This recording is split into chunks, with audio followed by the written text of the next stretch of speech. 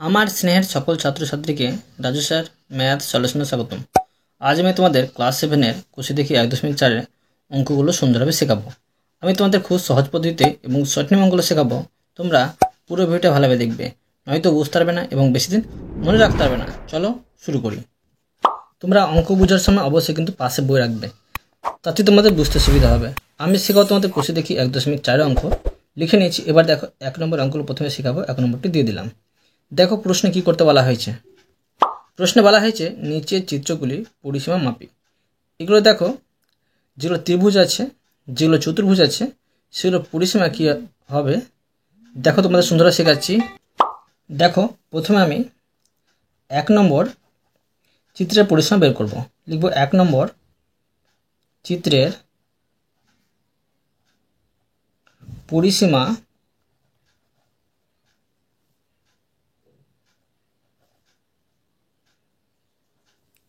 সমান। দেখো ত্রিভুজের পরিসীমা বের করতে হবে, মানে 3টি বাহু কিন্তু একসাথে যোগ করতে হবে। দেখো প্রথমে কি আছে, 5 আছে ভূমির দিকে, তারপরে দেখো 8 আছে, আর তারপরে 8 আছে, এগুলো হচ্ছে সেমি। তো এটি যোগ করলে হবে 21 সেমি। এবার দেখো 2 নম্বর চিত্রের পরিসীমা বের করব। 2 নম্বর চিত্রের পরিসীমা সমান, দেখো ভূমির দিকে আছে 10 যোগ, এরপরে আছে 12, এরপরে আছে 5 সেমি। এটি যোগ করলে হবে 27 সেমি। এবার দেখো 3 নম্বর চিত্রে দেখো একটি চতুর্ভুজ আছে। তো লিখে নেব 3 নম্বর চিত্রের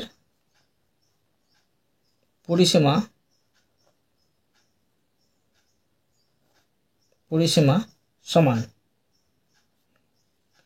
তো প্রথমে দেখো 8 আছে, যোগ 8 যোগ 8 যোগ 8, এটা দেখো চতুর্ভুজ ছিল। তো চতুর্ভুজে দেখো একটা বড় ক্ষেত্র ছিল, প্রতি বাহু সমান ছিল। 8কে 4 দিয়ে গুণ করলেও কিন্তু হয়ে যেত। তো একসাথে যোগ করে নেবে তবুও হবে, লিখে নেব সেমি। এটি যোগ করলে হবে 4 × 32 সেমি, যোগ করে কিন্তু। এবার দেখো 4 নম্বর লিখব 4 নম্বর চিত্রের পরিসীমা, 4 নম্বর চিত্রের পরিসীমা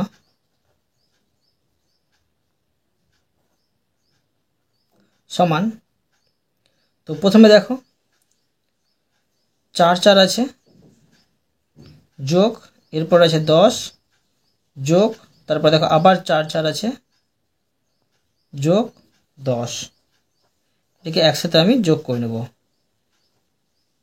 এটাই কিন্তু সব থেকে সহজ, একসাথে বসে নিয়ে যোগ করে নেবে। তো এটা সম্পূর্ণ একসাথে যোগ করলে হবে 36 সেমি। ঠিক আছে। এবার দেখো 5 নম্বর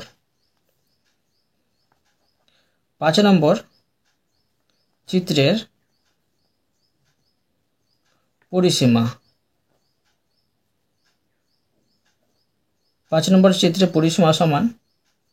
দেখো 5 নম্বর চিত্রে আছে প্রথমে 20, এরপরে 10, আবার 20, আর যোগ আবার 10। এটা একটা আয়তক্ষেত্র ছিল, এটাকে কিন্তু 2 × দৈর্ঘ্য প্লাস প্রস্থ দিয়ে গুণ করলে কিন্তু হয়ে যেত। এটা সেমি লিখে নেব। আর এইভাবে একসাথে করলেও কিন্তু হবে, এটা সবথেকে বেশি সহজ। একসাথে বসিয়ে যোগ করে নেবে, কোনো ঝামেলা থাকবে না। একসাথে যোগ করলে হবে 60 সেমি। এবার দেখো 6 নম্বর লিখব 6 নম্বর চিত্রের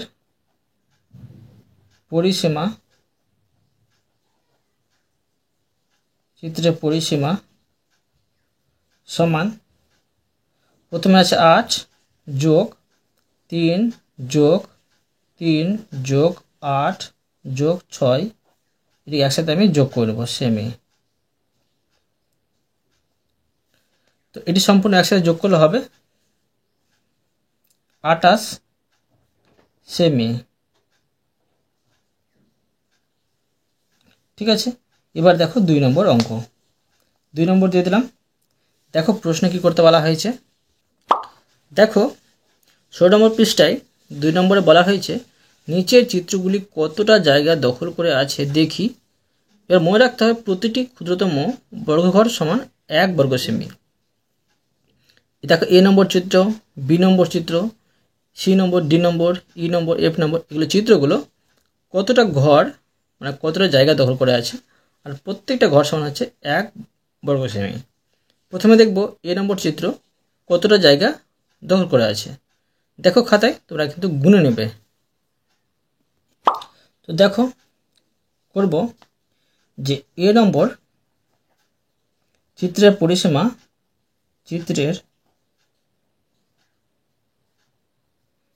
ফল, এখানে কিন্তু ক্ষেত্রফল বের করতে হবে। ক্ষেত্রফল সমান, দেখো এখানে কিন্তু 50টি ঘর ছিল, আর 50টি ঘরকে 51টি বর্গক্ষেত্র ঘর সমান হচ্ছে 1 বর্গ সেমি। ঠিক আছে, তো এটাকে গুণ করে নেব, সমান হচ্ছে 50 একে 50 বর্গ সেমি। ঠিক আছে, এবার দেখো বি নম্বর দিয়ে দিলাম। দেখো তোমরা কিন্তু বি নম্বর চিত্রটা ঘরগুলো গুণে দেখবে কতটা আছে। তো লিখে নেব বি নম্বর চিত্রের ক্ষেত্রফল সমান, এখানে দেখো 48টি ঘর ছিল, তো 48কে 1 দিয়ে গুণ করতে হবে, সমান তোমার হবে 48 বর্গ সেমি। ঠিক আছে, এবার দেখো সি নম্বর তোমার চিত্রে ঘরগুলো গুণে দেখবে কতটি ঘর আছে। তো লিখে নেব সি নম্বর চিত্রের ক্ষেত্রফল সমান, এখানে দেখো 48টি ঘর ছিল গুণিত 1 সমান হচ্ছে 48 বর্গ সেমি। এবার দেখো ডি নম্বর দিয়ে দিলাম। ডি নম্বর দেখো লিখবো ডি নম্বর চিত্রের ক্ষেত্রফল সমান, দেখো ডি নম্বরে তোমার ঘর আছে 42টি, 42কে 1 দিয়ে গুণ করতে হবে, তো 42 বর্গ সেমি। এবার দেখো ই নম্বর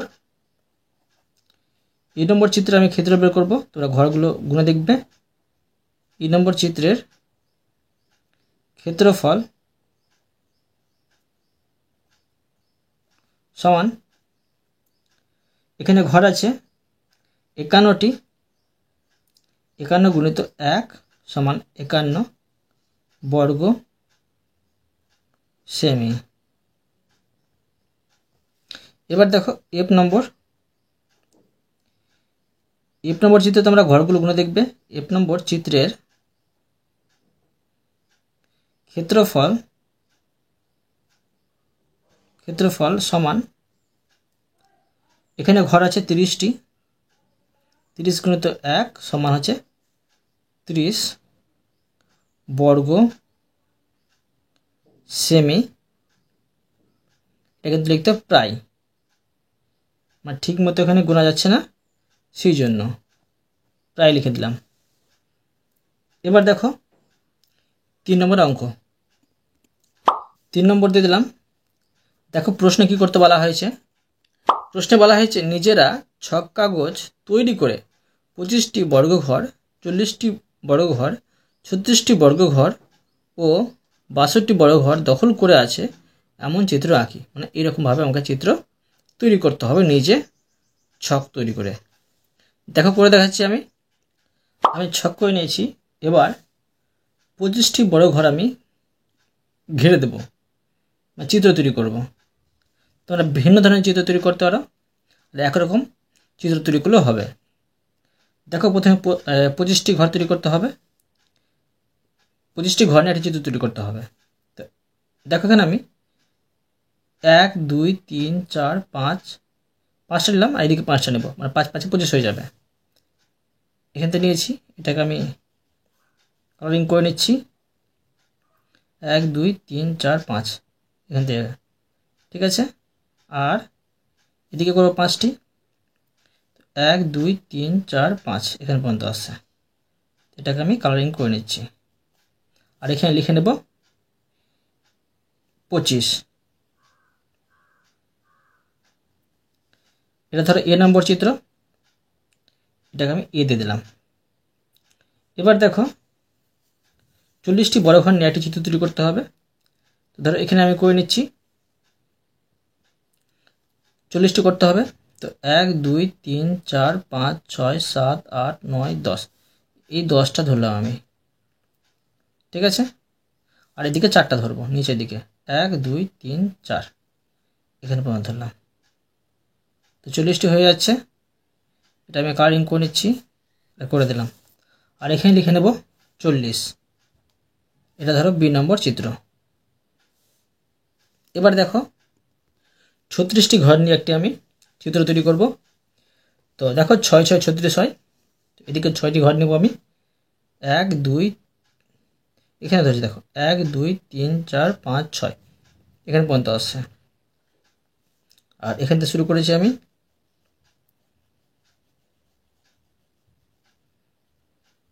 নিচের দিকে যাব 6 ঘর, 1 2 3 4 5 6 এখানে আসছে। আর এখানে লিখে নেব 36, এটা ধরো সি নম্বর। এবার দেখো আরেকটি করতে বলেছে, 62টি ঘর নিয়ে একটি চিত্র তৈরি করতে বলা হয়েছে। তো দেখো কীভাবে তৈরি করব। 6 10 60 এভাবে করব। তো দেখো 60-এর সাথে আর 2 যোগ করে নেব। এদিকটা 6 হয়েছে, তো এদিকে আমি 6 ঘর আমি রং করে নিচ্ছি।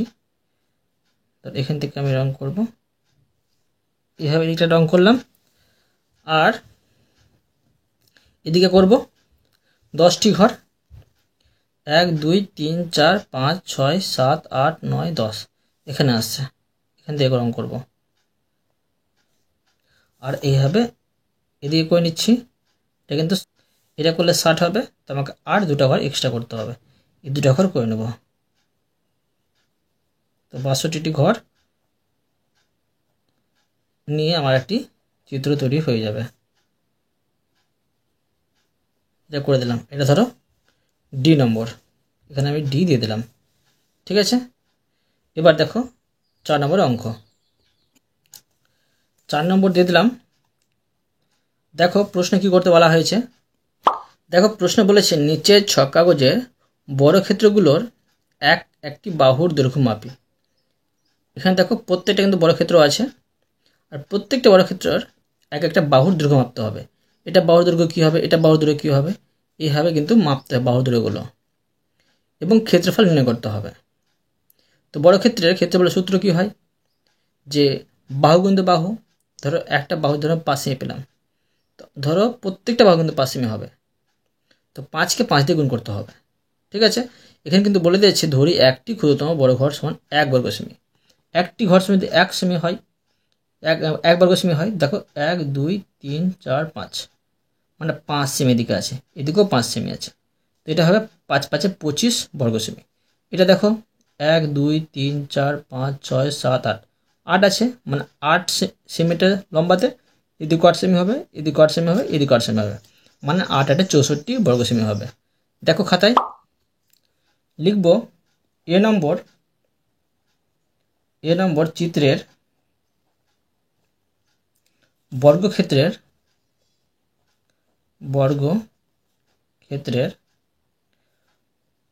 প্রতি বাহুর দৈর্ঘ্য 5 সেমি।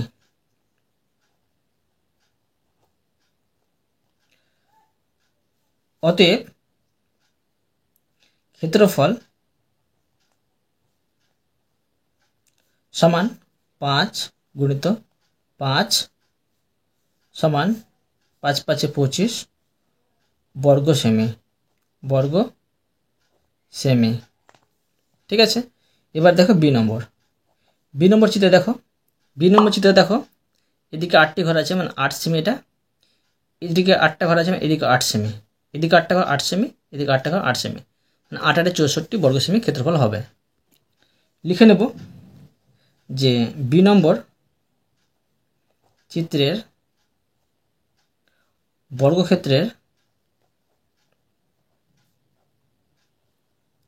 প্রতি বাহুর দৈর্ঘ্য 8 সেমি। অতএব ক্ষেত্রফল সমান 8 গুণিত 8 সমান 64 বর্গ সেমি। এবার দেখো সি নম্বর দেখো চিত্রে দেখো এদিকে দেখো কতটি ঘর আছে, 1 2 3 4 5 6 7 8 9 10 11। এদিকে 11 আছে, মানে প্রতিদিকে কিন্তু 11 করে ঘর আছে। 11টি ঘর সমান হচ্ছে 11 সেমি 11 সেমি 11 সেমি 11 সেমি বাহুর দৈর্ঘ্য। আর ক্ষেত্রফল হবে 11কে 11 দিয়ে গুণ করতে হবে, 121 বর্গ সেমি হবে। দেখো লিখে নেব সি নম্বর চিত্রের বর্গক্ষেত্রের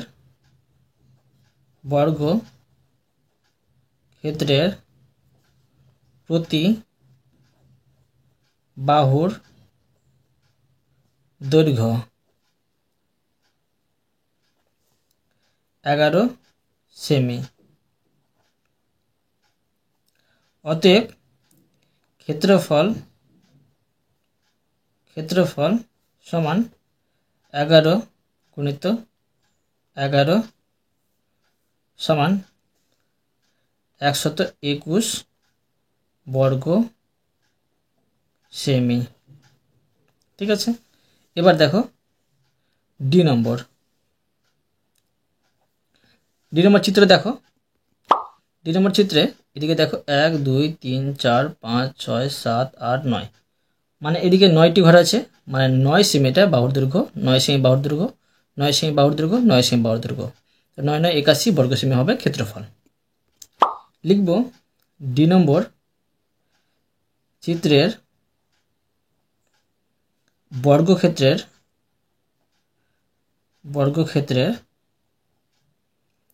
প্রতি বাহুর দৈর্ঘ্য 9 সেমি। অতএব ক্ষেত্রফল সমান 9 গুণিত 9 সমান 81 বর্গ সেমি। ঠিক আছে, এই অঙ্কটা আমি তোমাদের সুন্দরভাবে শিখে দিলাম। আজকে আমি তোমাদের এই পর্যন্ত অঙ্ক শেখালাম, বাকি অঙ্কগুলো পরের ভিডিওতে নিয়ে আসবো। আশা করি তোমরা প্রতিটি অঙ্ক ভালোভাবে বুঝতে পেরেছো। তবুও কোথাও যদি বুঝতে না পেরে থাকো আমাকে কমেন্ট বক্সে জানাবে, আমি তার জন্য ভিডিও নিয়ে আসবো বা অ্যান্সার দেওয়ার চেষ্টা করব। আর অবশ্যই তোমরা এই ভিডিওতে লাইক করে দেবে এবং পরবর্তী অঙ্কর জন্য চ্যানেলটিকে সাবস্ক্রাইব করে নেবে। ধন্যবাদ।